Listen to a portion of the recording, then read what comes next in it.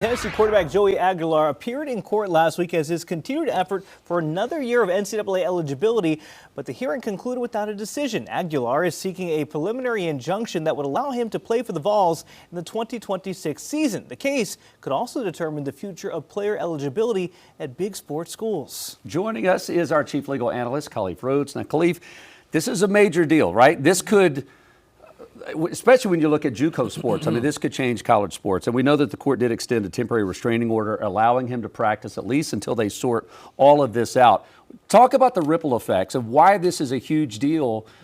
If you've been to a junior college and you're looking at going to a bigger school. I think you're all over it, Jason, and part of your argument is what both sides are addressing. So that's really the question that the court has to address. It's the question presented. I guess if this is a case that will go in front of the Supreme Court, you always have to allow the court to know what you're asking. And that's literally the only question that matters. As a former JUCO athlete, I'm watching this. As a person that has a student that's potentially going to college, I'm watching as well. Ironically, the NCAA is already considering this in terms of eligibility, what JUCO years would count, what wouldn't. And so this one is unique for a couple of reasons. He's been in school now for 7 years, and so that would seem like something that's outside the scope, specifically when you only get that 5 years that you're supposed to have. His argument is that, okay, I should be able to continue because my JUCO years shouldn't count. They're not a part of the NCAA, and it's something that you guys are now not allowing me to get access to this additional year. The issue is money, and it's not money.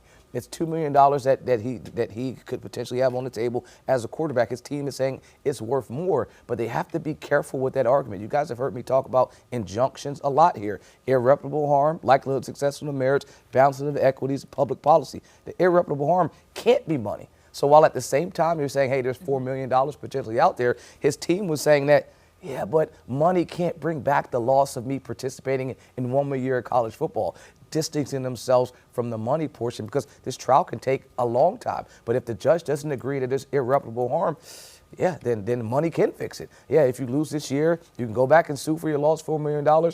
Then it's not irreparable. And the judge is saying, all right, well, I have to determine if it's about money or is it not about money. Would irreparable harm count as maybe the potential earnings, right? If you perhaps play in a bigger school, you get more eyes, you get recruited by the NFL, and then you have a long, storied career. Could that potentially count? It would be money. I mean, if it's limiting your ability to earn money in the future, it's talking about money. Okay. He'd have to talk about experience. He'd have to talk about the thrill of running on the field one more time that you can't replace with dollars. But as a former athlete, you remember your last time going on the floor. You can't get that back. There's no dollar amount that can put that there. I think that's the argument his team's attempting to make, and I'm not sure if they're being successful with it. The judge did not tip his hat to which way that he would rule. Okay, so we're talking about potential earnings, but like to narrow Andy's question down, talking about what this could do for your career. If you're limiting your career, and this would have a huge impact. Jason, Andy, and I were talking about it for JUCO baseball. You have a lot of guys who come from South America. They play 1 year JUCO baseball, and then they go straight to the majors. But for guys who are major league ready, so they think they are, if they have 2 years and say, okay, I'm not going to be able to play there, and then they can go to a 4-year institution without that counting, that could be huge for them. So if you look at it through the scope of this could impact my career. Is that irreparable harm? It could, but then if you can connect dollars to it, if the argument on the other side is your career leads to the Major League Baseball, which leads to bigger paychecks, then irreparable harm is out the door. But his team is doing an excellent job of trying to distance themselves from money. But I also want to make sure the NCAA is saying we don't want a ripple effect. We don't want a snowball effect for this to be every athlete trying to use this as a scenario on how they can get an extra year. His team has an argument for that, and they're saying this is a one-off. This is a guy that was a low-level JUCO player, rose to the top of the SEC, and now has the potential to, get a big opportunity to be in the limelight. This isn't for every student. This is just for him. We don't care if it goes for every student. We only care about our athlete. The other side, notice the judge has some UT connections, a double graduate from University of Tennessee, and that is coming into question. They're saying he has a deep knowledge of University of Tennessee football, was praising the player for his year that he had last year. Is SEC football big or something? I mean, so for not as big as the Big Ten.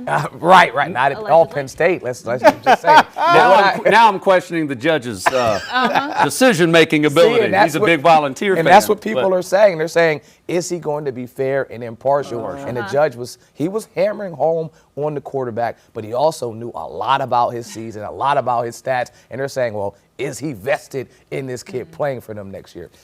I'm not sure. Khalif, quickly, up until about COVID, NCAA, they had absolute rule over any type of appeal. You'd never question the NCAA. A lot of that has changed, and athletes, part of this going through NIL, but the athletes now have this new independence and power behind their voice that they never felt like they used to have. So now you find NCAA having to defend constantly. It's been a real change over Part years. of the issue is that the NCAA has been in the wrong position for a number of years, and they had the resources to fight these lawsuits time and time and time again. And then you start taking a number of losses. I think the NIL loss with the Ed O'Bannon lawsuit kind of sparked the tip of the iceberg, and then it just kind of opened the floodgates. And then you started seeing them take a number of losses, and that's why they settled on that last major payout with what Andy missed out on, where those players being able to get back pay. Yeah. I think that opened the door for litigation success in court. And when you start testing these type of cases out, you can say, okay, we can kind of get some wins. But for a number of years, probably 20 or 30 years, the NCAA was,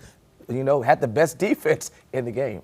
Khalifa, all I'm hearing is that you and me still have some eligibility left at this. That's right. And a retired Queen City News leotard is hanging in the back dressing room, Annie. I'm just right. saying, there's a balance beam with your name on it. Ain't nobody. I got somewhere but no knees. So. Okay, all right. Chief Legal Analyst Khalif Rhodes Oh, weighing in boy. that for us. Khalif, thanks.